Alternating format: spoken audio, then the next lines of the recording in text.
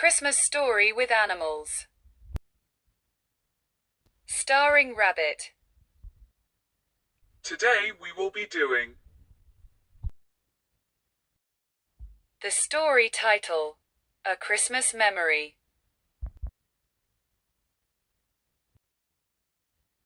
Let the story begin.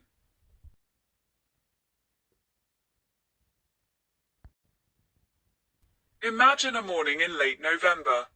A coming of winter morning more than 20 years ago. Consider the kitchen of a spreading old house in a country town. A great black stove is its main feature. But there is also a big round table and a fireplace with two rocking chairs placed in front of it. Just today the fireplace commenced its seasonal roar.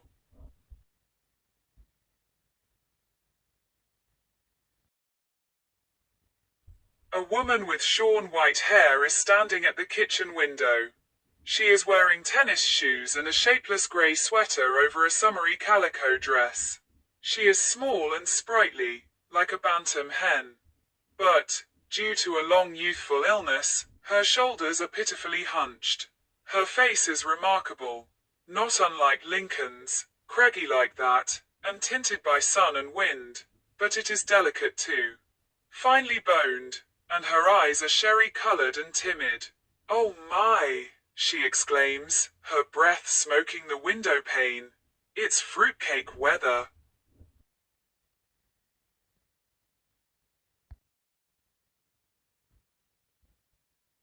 The person to whom she is speaking is myself. I am 7, she is 60-something. We are cousins, very distant ones, and we have lived together, well, as long as I can remember. Other people inhabit the house, relatives, and though they have power over us, and frequently make us cry, we are not, on the whole, too much aware of them. We are each other's best friend. She calls me Buddy, in memory of a boy who was formerly her best friend. The other Buddy died in the 1880s, when she was still a child. She is still a child.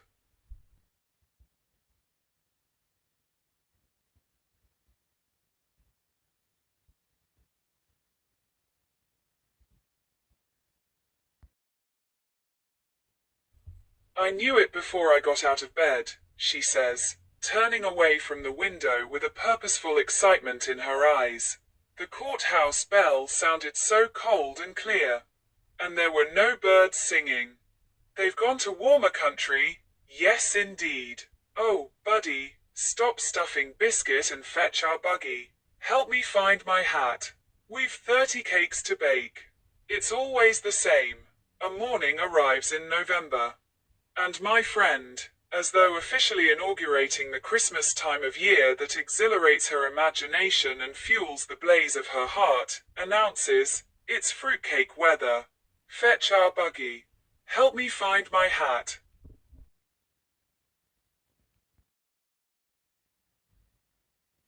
The hat is found. A straw cartwheel corsaged with velvet roses out of doors has faded. It once belonged to a more fashionable relative. Together, we guide our buggy, a dilapidated baby carriage, out to the garden and into a grove of pecan trees. The buggy is mine. That is, it was bought for me when I was born. It is made of wicker, rather unraveled. And the wheels wobble like a drunkard's legs. But it is a faithful object, springtimes. We take it to the woods and fill it with flowers, herbs, wild fern for our porch pots, in the summer. We pile it with picnic paraphernalia and sugar cane fishing poles and roll it down to the edge of a creek. It has its winter uses, too, as a truck for hauling firewood from the yard to the kitchen. As a warm bed for Queenie, our tough little orange and white rat terrier who has survived distemper and 2 rattlesnake bites. Queenie is trotting beside it now.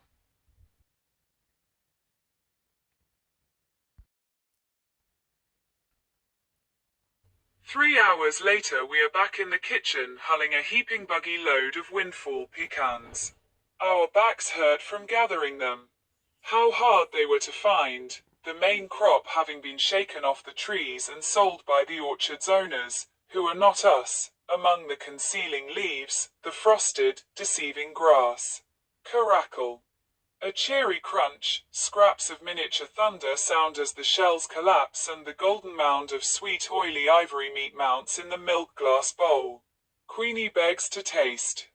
And now and again my friend sneaks her a mite, though insisting we deprive ourselves. We mustn't, Buddy. If we start, we won't stop. And there's scarcely enough as there is. For 30 cakes. The kitchen is growing dark. Dusk turns the window into a mirror. Our reflections mingle with the rising moon as we work by the fireside in the firelight. At last, when the moon is quite high, we toss the final hull into the fire and, with joined sighs, watch it catch flame. The buggy is empty. The bowl is brimful. We eat our supper, cold biscuits, bacon, blackberry jam, and discuss tomorrow.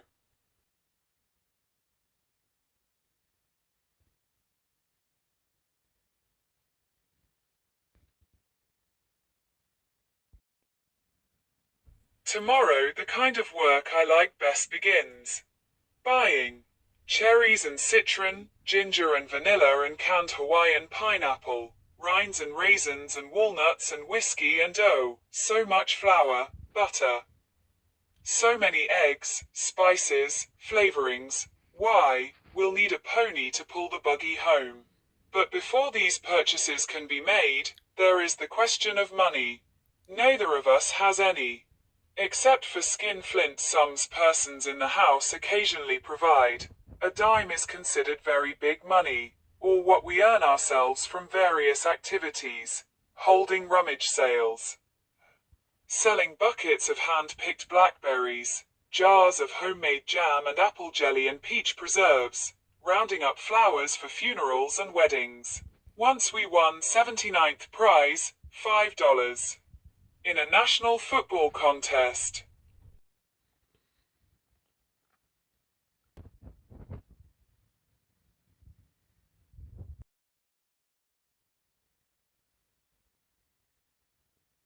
Not that we know a fool thing about football. It's just that we enter any contest we hear about. At the moment our hopes are centered on the $50,000 grand prize being offered to name a new brand of coffee. We suggested AM, and, after some hesitation. For my friend thought it perhaps sacrilegious, the slogan, AM, Amen. To tell the truth, our only really profitable enterprise was the Fun and Freak Museum we conducted in a backyard woodshed 2 summers ago.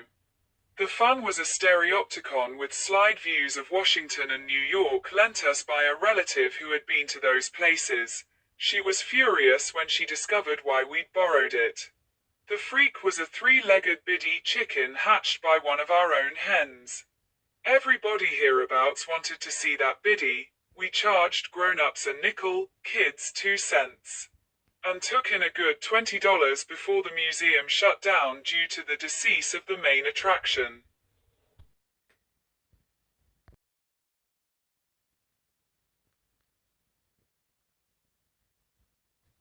But one way and another we do each year accumulate Christmas savings, a fruitcake fund. These monies we keep hidden in an ancient bead purse under a loose board under the floor under a chamber pot under my friend's bed. The purse is seldom removed from this safe location except to make a deposit or, as happens every Saturday, a withdrawal, for on Saturdays I am allowed 10 cents to go to the picture show. My friend has never been to a picture show, nor does she intend to. I'd rather hear you tell the story, Buddy. That way I can imagine it more.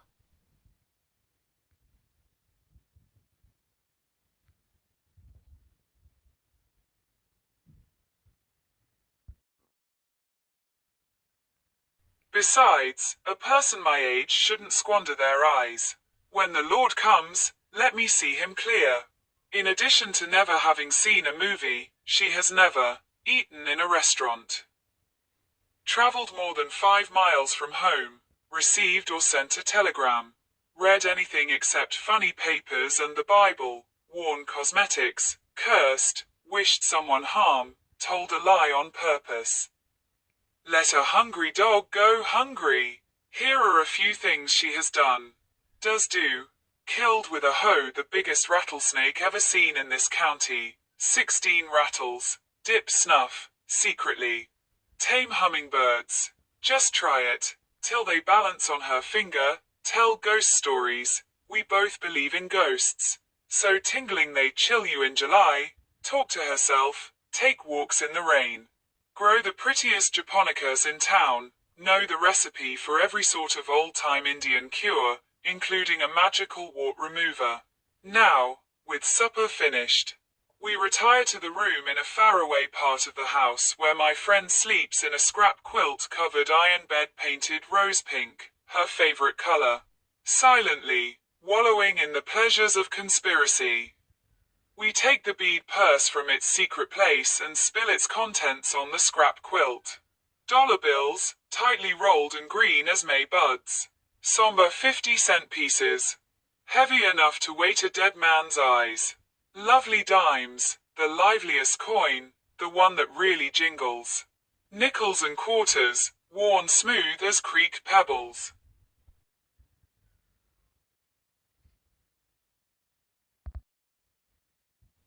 But mostly a hateful heap of bitter-odored pennies. Last summer others in the house contracted to pay us a penny for every 25 flies we killed.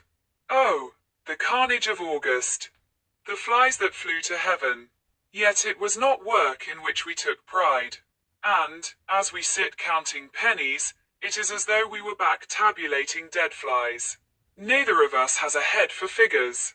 We count slowly, lose track, start again. According to her calculations, we have $12.73. According to mine, exactly $13. I do hope you're wrong, buddy. We can't mess around with 13. The cakes will fall. Or put somebody in the cemetery. Why? I wouldn't dream of getting out of bed on the 13th. This is true. She always spends 13ths in bed. So, to be on the safe side, we subtract a penny and toss it out the window.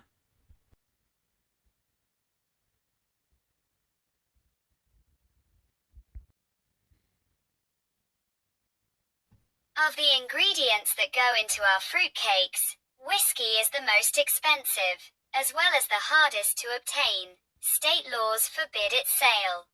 But everybody knows you can buy a bottle from Mr. Ha Ha Jones. And the next day, having completed our more prosaic shopping, we set out for Mr. Ha Ha's business address, a sinful, to quote public opinion, fish fry and dancing cafe down by the river.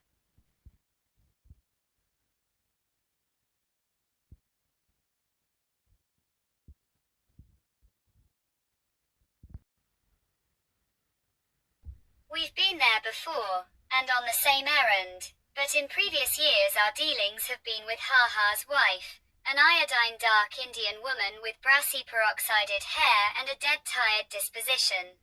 Actually, we've never laid eyes on her husband, though we've heard that he's an Indian too. A giant with razor scars across his cheeks. They call him Ha Ha because he's so gloomy. A man who never laughs. As we approach his cafe, a large log cabin festooned inside and out with chains of garish gay naked light bulbs, and standing by the river's muddy edge under the shade of river trees where moss drifts. Through the branches like grey mist, our steps slow down. Even Queenie stops prancing and sticks close by. People have been murdered in Ha Ha's cafe. Cut to pieces. Hit on the head. There's a case coming up in court next month.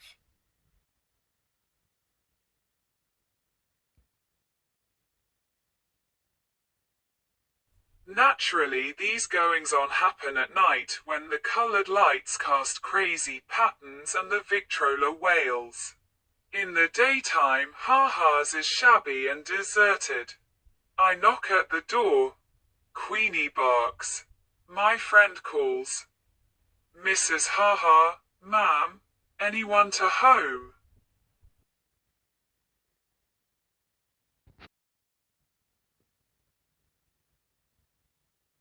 Footsteps. The door opens. Our hearts overturn. It's Mr. Ha-Ha Jones himself. And he is a giant. He does have scars. He doesn't smile. No. He glowers at us through Satan-tilted eyes and demands to know what you want with Ha-Ha. For a moment we are too paralyzed to tell. Presently my friend half finds her voice. A whispery voice at best. If you please, Mr. Ha-Ha, we'd like a quart of your finest whiskey. His eyes tilt more. Would you believe it? Ha-Ha is smiling. Laughing, too. Which one of you is a drinking man? It's for making fruitcakes, Mr. Ha-Ha. Cooking. This sobers him. He frowns. That's no way to waste good whiskey. Nevertheless. He retreats into the shadowed cafe and seconds later appears carrying a bottle of daisy yellow unlabeled liquor. He demonstrates its sparkle in the sunlight and says, $2.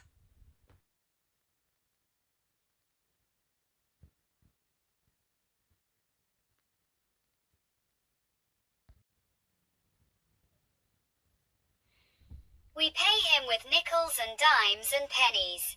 Suddenly, as he jangles the coins in his hand like a fistful of dice, his face softens.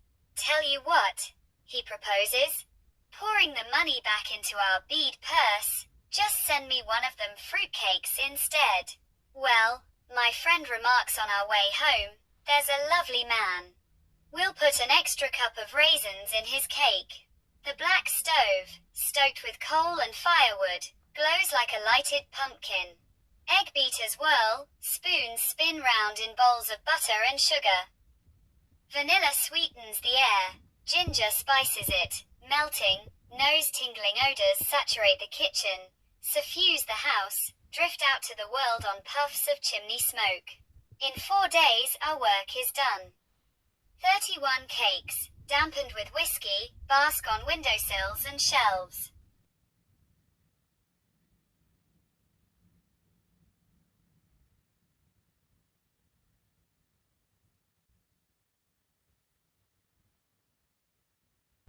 Who are they for?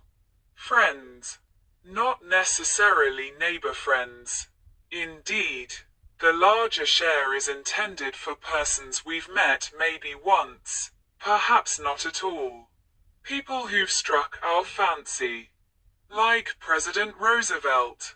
Like the Reverend and Mrs. J.C. Lucy, Baptist missionaries to Borneo who lectured here last winter.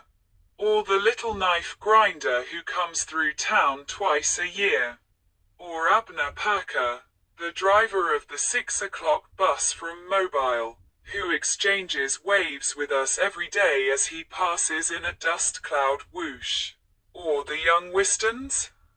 A California couple whose car one afternoon broke down outside the house and who spent a pleasant hour chatting with us on the porch.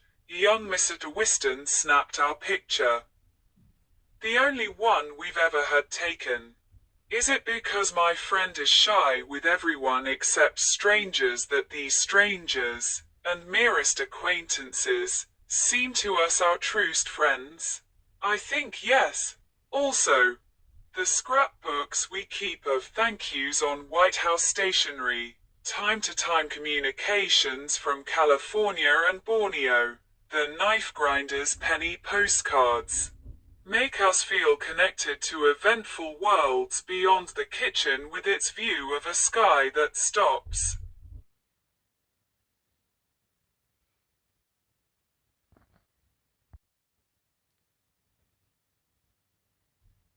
Now a new December fig branch grates against the window.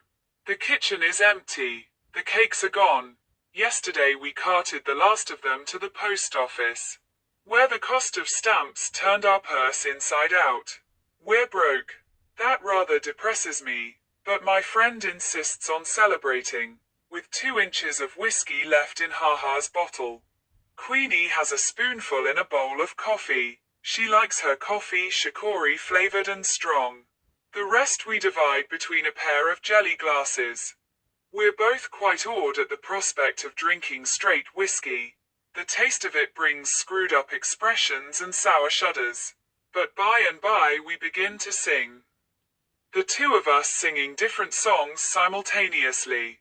I don't know the words to mine. Just, come on along, to the Darktown Strutters Ball. But I can dance, that's what I mean to be. A tap dancer in the movies. My dancing shadow rollicks on the walls. Our voices rock the chinaware. We giggle, as if unseen hands were tickling us. Queenie rolls on her back, her paws plow the air. Something like a grin stretches her black lips. Inside myself, I feel warm and sparky as those crumbling logs, carefree as the wind in the chimney. My friend waltzes round the stove.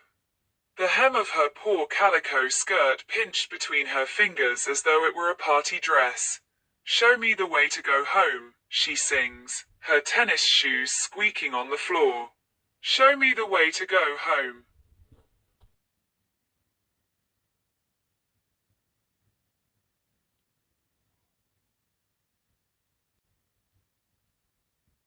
Enter two relatives, very angry, potent with eyes that scold, tongues that scald. Listen to what they have to say, the words tumbling together into a wrathful tune. A child of 7. Whiskey on his breath. Are you out of your mind? Feeding a child of 7. Must be loony. Road to ruination. Remember Cousin Kate? Uncle Charlie? Uncle Charlie's brother-in-law? Shame. Scandal. Humiliation. Kneel, pray, beg the Lord. Queenie sneaks under the stove. My friend gazes at her shoes. Her chin quivers. She lifts her skirt and blows her nose and runs to her room. Long after the town has gone to sleep and the house is silent except for the chimings of clocks and the sputter of fading fires, she is weeping into a pillow already as wet as a widow's handkerchief.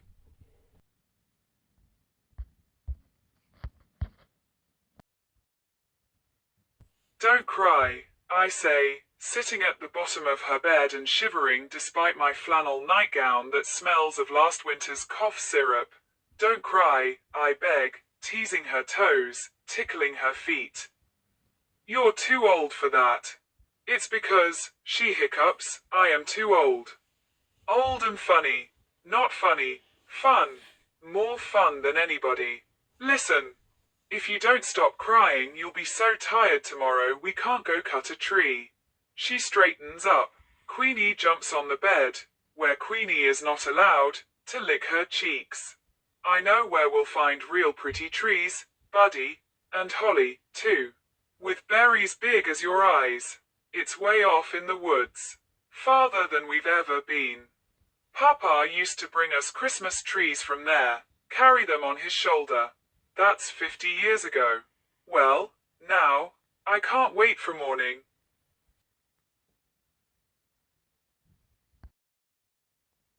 Morning. Frozen rime lusters the grass. The sun, round as an orange and orange as hot weather moons, balances on the horizon, burnishes the silvered winter woods. A wild turkey calls. A renegade hog grunts in the undergrowth. Soon, by the edge of knee-deep, rapid running water, we have to abandon the buggy. Queenie wades the stream first. Paddles across barking complaints at the swiftness of the current, the pneumonia making coldness of it. We follow, holding our shoes and equipment, a hatchet, a burlap sack, above our heads. A mile more, of chastising thorns, burrs and briars that catch at our clothes, of rusty pine needles brilliant with gaudy fungus and molted feathers. Here, there, a flash, a flutter. An ecstasy of shrillings remind us that not all the birds have flown south. Always, the path unwinds through lemony sun pools and pitch-black vine tunnels. Another creek to cross. A disturbed armada of speckled trout froths the water round us, and frogs the size of plates practice belly flops. Beaver workmen are building a dam. On the farther shore, Queenie shakes herself and trembles. My friend shivers too, not with cold but enthusiasm. One of her hat's ragged roses sheds a petal as she lifts her head and inhales the pine-heavy air. We're almost there. Can you smell it, Buddy? She says, as though we were approaching an ocean.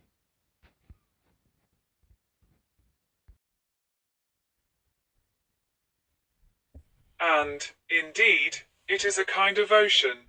Scented acres of holiday trees, prickly-leafed holly, red berries shiny as Chinese bells, black crows swoop upon them screaming. Having stuffed our burlap sacks with enough greenery and crimson to garland a dozen windows, we set about choosing a tree. It should be, muses my friend, twice as tall as a boy. So a boy can't steal the star. The one we pick is twice as tall as me. A brave handsome brute that survives 30 hatchet strokes before it keels with a creaking rending cry, lugging it like a kill. We commence the long trek out. Every few yards we abandon the struggle, sit down and pant. But we have the strength of triumphant huntsmen. That and the tree's virile, icy perfume revive us, goad us on. Many compliments accompany our sunset return along the red clay road to town, but my friend is sly and non-committal when passers-by praise the treasure perched in our buggy. What a fine tree, and where did it come from? Yonderways, she murmurs vaguely. Once a car stops, and the rich mill owner's lazy wife leans out and whines. Give you 2 bits, cash for that old tree. Ordinarily my friend is afraid of saying no, but on this occasion she promptly shakes her head. We wouldn't take $1. The mill owner's wife persists. $1? My foot. 50 cents. That's my last offer. Goodness, woman, you can get another one. In answer, my friend gently reflects. I doubt it. There's never 2 of anything.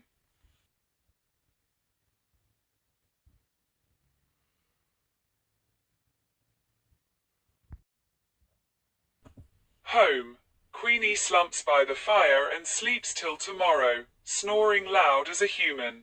A trunk in the attic contains a shoebox of ermine tales, off the opera cape of a curious lady who once rented a room in the house, coils of frazzled tinsel gone gold with age, 1 silver star, a brief rope of dilapidated, undoubtedly dangerous candy like light bulbs. Excellent decorations, as far as they go, which isn't far enough. My friend wants our tree to blaze, like a Baptist window, droop with weighty snows of ornament.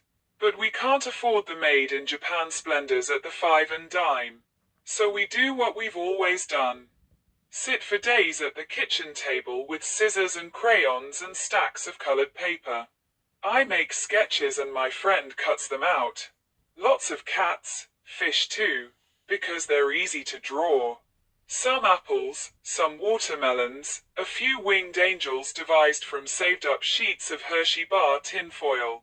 We use safety pins to attach these creations to the tree, as a final touch. We sprinkle the branches with shredded cotton, picked in August for this purpose. My friend, surveying the effect, clasps her hands together. Now honest, Buddy, doesn't it look good enough to eat? Queenie tries to eat an angel.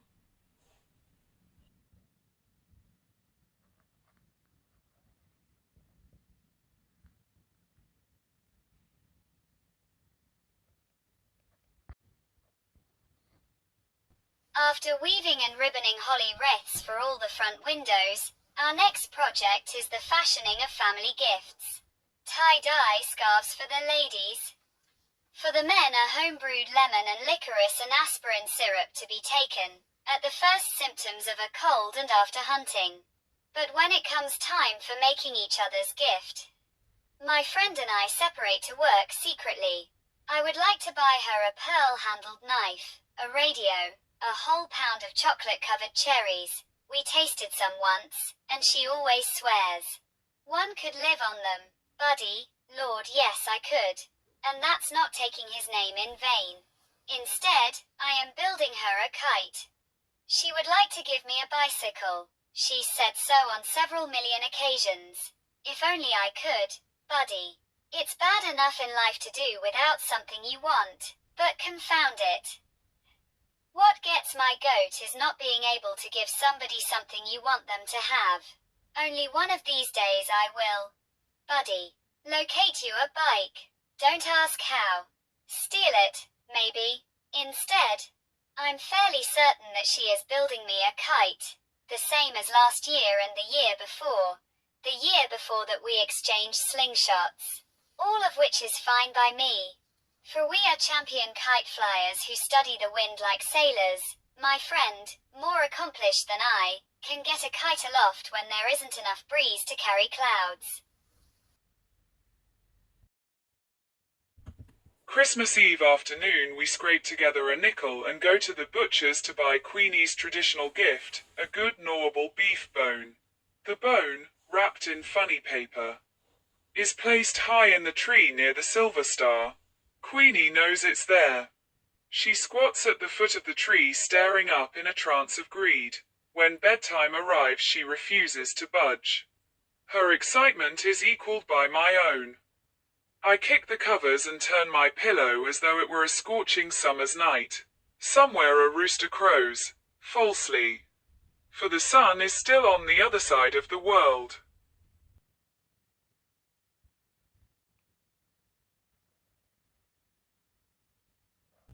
Buddy, are you awake? It is my friend, calling from her room, which is next to mine, and an instant later she is sitting on my bed holding a candle. Well, I can't sleep a hoot, she declares. My mind's jumping like a jackrabbit. Buddy, do you think Mrs. Roosevelt will serve our cake at dinner?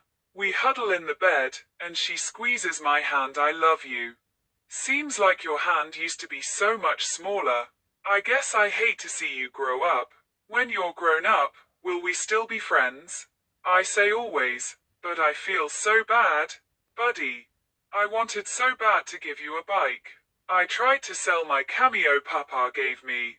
Buddy, she hesitates, as though embarrassed. I made you another kite. Then I confess that I made her one too. And we laugh. The candle burns too short to hold. Out it goes, exposing the starlight, the stars spinning at the window like a visible caroling that slowly daybreak silences. Possibly we doze. But the beginnings of dawn splash us like cold water. We're up, wide-eyed and wandering while we wait for others to waken. Quite deliberately my friend drops a kettle on the kitchen floor. I tap dance in front of closed doors. One by one the household emerges, looking as though they'd like to kill us both. But it's Christmas, so they can't. First, a gorgeous breakfast. Just everything you can imagine, from flapjacks and fried squirrel to hominy grits and honey in the comb. Which puts everyone in a good humor except my friend and me. Frankly, we're so impatient to get at the presents we can't eat a mouthful.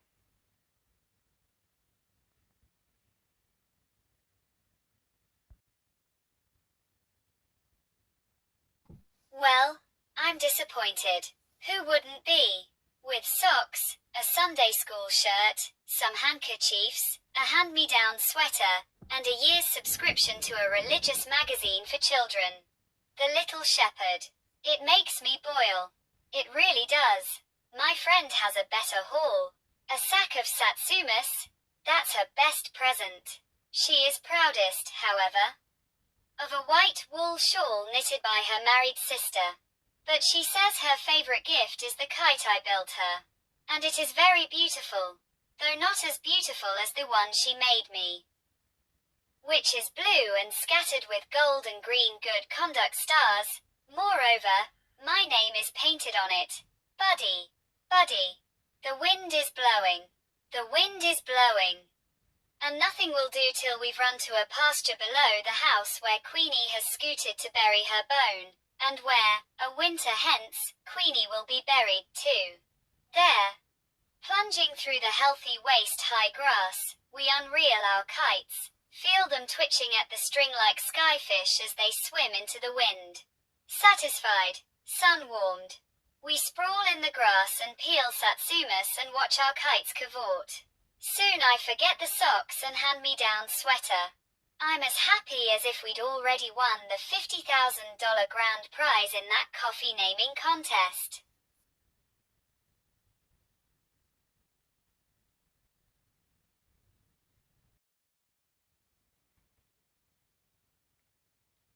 My, how foolish I am!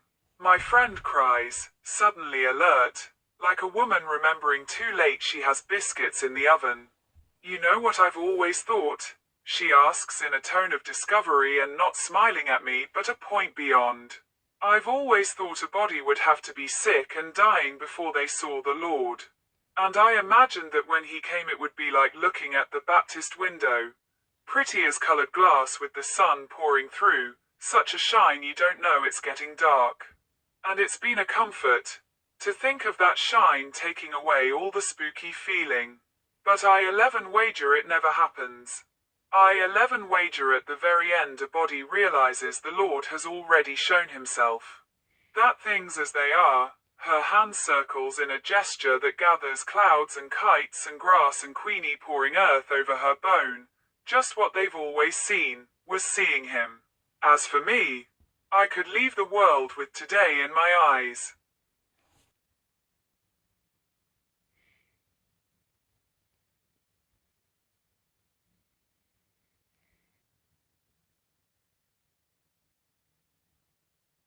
This is our last Christmas together.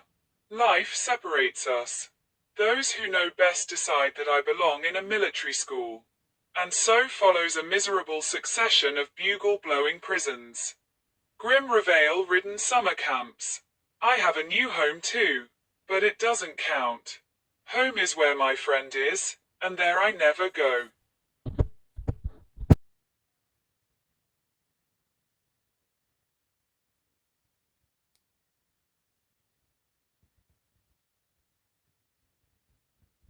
And there she remains, puttering around the kitchen. Alone with Queenie. Then alone. Buddy dear, she writes in her wild hard-to-read script. Yesterday Jim Macy's horse kicked Queenie bad.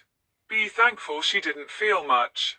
I wrapped her in a fine linen sheet and rode her in the buggy down to Simpson's pasture where she can be with all her bone.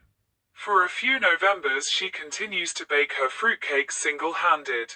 Not as many, but some. And, of course, she always sends me the best of the batch. Also, in every letter she encloses a dime wadded in toilet paper. See a picture show and write me the story. But gradually in her letters she tends to confuse me with her other friend. The buddy who died in the 1880s, more and more, 13ths are not the only days she stays in bed. A morning arrives in November, a leafless, birdless coming of winter morning. When she cannot rouse herself to exclaim, "Oh my, it's fruitcake weather." Quote.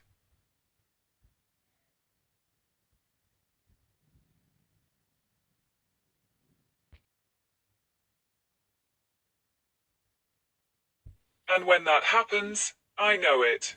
A message saying so merely confirms a piece of news some secret vein had already received, severing from me an irreplaceable part of myself. Letting it loose like a kite on a broken string. That is why, walking across a school campus on this particular December morning, I keep searching the sky. As if I expected to see, rather like hearts, a lost pair of kites hurrying toward heaven.